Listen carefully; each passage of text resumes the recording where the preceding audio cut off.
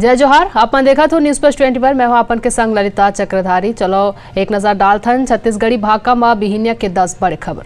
छत्तीसगढ़ के बिलासपुर में कांग्रेस नेता के गोली मार के हत्या दिन दहाड़े वारदात ले इलाका में मची सनसनी। बीजेपी अध्यक्ष जेपी नड्डा के आज कर्नाटक और तेलंगाना दौरा। गोधरा कांड के आरोपी के जमानत पर सुप्रीम कोर्ट में आज ही सुनवाई। वाराणसी के ज्ञानवापी विवाद पर इलाहाबाद हाईकोर्ट आज सुनाई फैसला। तवांग मामला पर संसद में सरकार ला घेरे पर विपक्षी दल के नेता मन के होही मीटिंग। पश्चिम बंगाल के आसनसोल में कंबल बांटे के दौरान भगदड़, 3 लोगन के हुई मौत, 5 घायल। नोएडा में पुलिस और रेप के आरोपी के बीच मुठभेड़, वारदात के बाद फरार रही आरोपी। जम्मू कश्मीर में आतंकी मन कश्मीरी पंडित ला दिन धमकी, घाटी में ना बसाए के दी चेतावनी। फीफा वर्ल्ड कप में मोरक्को के हार के बाद ब्रसेल्स में प्रशंसक मन के बवाल, पुलिस ले भिड़िस फैंस। राजनीतिक संकट के बीच पेरू में आपातकालीन घोषित करे गई।